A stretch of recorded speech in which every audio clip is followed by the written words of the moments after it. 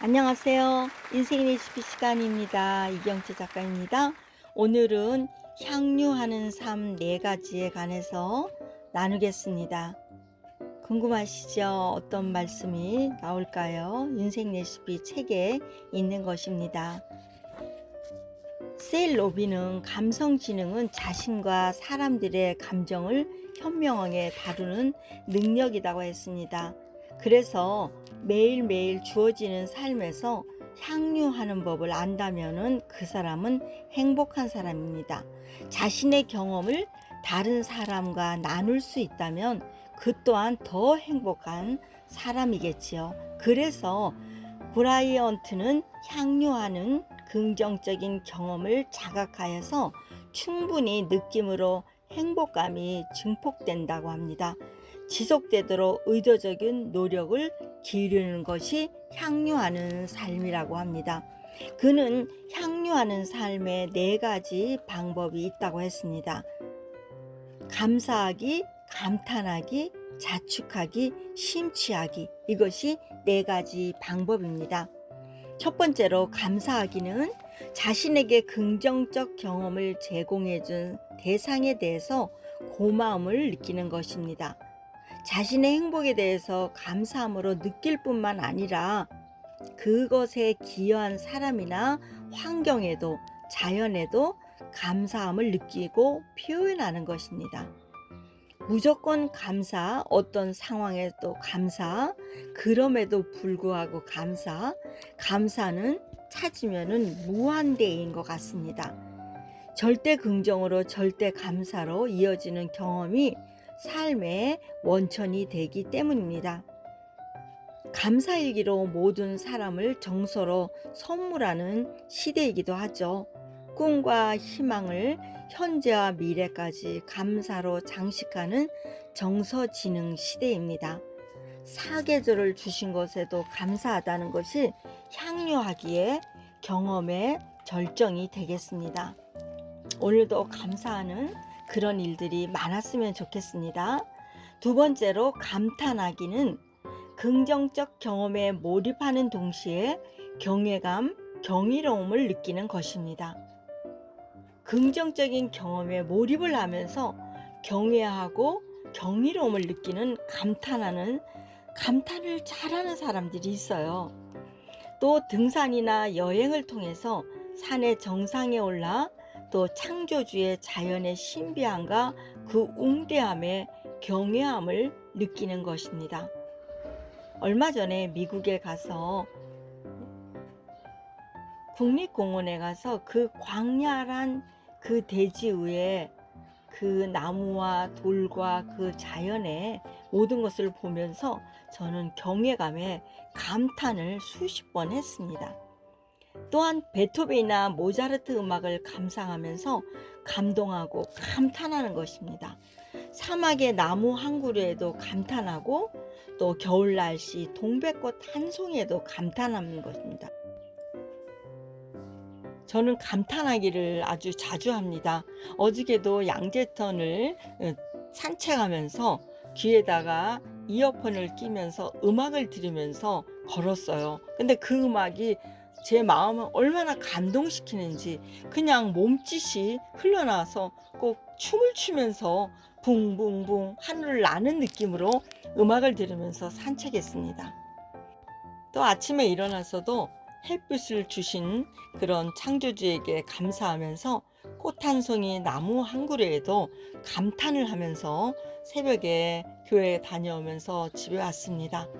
또 세 번째로 자축하기가 있습니다. 긍정적 경험과 성취에 대해서 스스로 축하하는 것입니다. 스스로 자신에게 칭찬하고 자축하면 자긍심이 증폭이 됩니다. 자축하는 자신의 몸에 따스한 햇빛을 쬐으면서 일광욕을 하는 것도 좋지요. 햇빛을 통해 몸에 건강하게 만든 칼슘을 만들어내기 때문입니다. 긍정적인 경험에 지나친 겸손과 자기 비하는 행복을 저하시킵니다. 충분히 자격을 누릴 수 있는 그런 마음이라는 것을, 자신이라는 것을 최대로 자축하면서 누리는 것이 정서지능의 최대의 효과입니다. 스스로에게 칭찬을 해볼까요? 참 잘했어. 대단해. 축하한다. 난 괜찮은 사람이야. 하면서 거울을 보던 또 길을 걷던 스스로에게 자축하고 또 자신을 위해서 축하하는 자그마한 선물도 이렇게 자신을 위해서 하는 것도 자축하는 시간입니다. 네 번째로 심취하기가 있습니다. 긍정적 경험이 수반되는 것인데요. 신체적 만족과 정서적 흥분을 자제하고 자세하게 세밀하게 다각적으로 체험하는 것입니다. 굉장히 심도가 있네요. 자신을 음미하면서 자신을 심도 있게 마음의 여행을 하는 것 같습니다. 민감성을 가지고 자신을 느껴보면서 정서적인 체험은 삶을 풍부하게 하는 것입니다. 또 몰입하는 심취는 그 맛과 향을 더욱 심취하게 합니다. 우리가 음식을 먹을 때도 무엇을 넣었을까, 어떤 향이 있을까 심취하면서 먹으면은 그 맛이 아주 배가로 늘어나게 되죠. 레몬 향 하나에도, 라일락꽃 한 송이에도 심취할 수 있는 것이 삶의 여유와 쉼이 있습니다. 오래전에 제가 어떤 분과 산책을 하면서 제가 너무 감탄을 하니까, 아니 무엇이 그렇게 감탄하고 좋습니까? 이 자연은 태초부터 지금까지 그냥 있는 것입니다. 그래서 그 말에 제가 폭소가 터졌어요. 세밀하게 세포마다 감각을 느끼면서 커피 한 잔을 오늘 마실 때도 그 향을 음미하면서 그 열매부터 그 지금까지 우리 입 안에 들어갈 때까지 그것을 음미한다면 그 맛이 얼마나 그윽한 맛이 되겠습니까? 오늘 심취하기가 어떤 경험을 하는지 한번 해보면 좋겠습니다. 제가 만나는 중 한 분을 제가 닉네임을 황마마라고 부르는 이가 있습니다. 그는 교육자 집안의 딸로 완전 서울 토박이로 중고등학교를 사대문 안에서 보낸 분이죠. 그분에게는 소아마비로 다리가 불편한 친구가 있었는데 그 황 선생은 중고등학교 6년을 그 친구의 가방을 들어주었다고 합니다. 어떤 날은 친구를 또 등하교길에 업어서도 간 적이 있고, 비가 오나 눈이 오나 수족처럼 그 친구의 가방을 들어주었습니다. 다리가 불편한 그 친구는 공부를 해서 약사가 되고 그 황 선생은 간호사가 되었습니다. 수십 년이 흘러서 황 선생은 목사의 아내가 되었고요.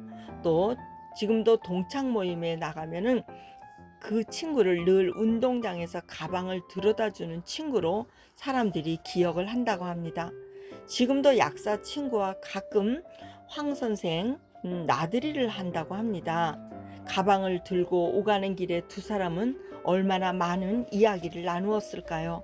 서로 감사하고 또 감탄하고 자축하고 심취하고 이런 대화의 종류를 나누지 않았을까? 또 오늘 뭘 배웠을까? 어떤 친구의 이야기 나눔의 시간이 많았을 것 같습니다. 그렇게 긍정적인 희망의 레터가 세계 지도를 그리는 사람들에게는 많은 추억과 경험이 남았을 거라고 생각합니다. 두 사람의 우정은 천사의 우정 같았어요. 그 황 선생 목사의 아내로서 교인들에게 지금도 사랑을 지극히 정성껏 쏟는 것을 볼 수 있습니다. 한 예로 성도 하나 중 우울증을 앓는 분이 있는데 그를 위해서 기도하고 또 병원도 함께 가고 또 성도들과 조를 짜서 그를 밖으로 데려나와서 햇빛을 쬐게 하고 산책을 하고 음식을 해서 같이 먹기도 합니다. 그 우울증 환자가 많이 좋아졌다고 합니다. 그런 관계 속에서 머무르는 삶이 영혼을 사랑하는 마음이고 향유하는 삶이 아닐까 저는 생각합니다. 오늘 향유하는 삶의 4가지를 나누었는데요. 우리에게 많은 교훈이 되는 시간이었습니다. 감사하는 마음, 감탄하기, 자축하기, 심취하기.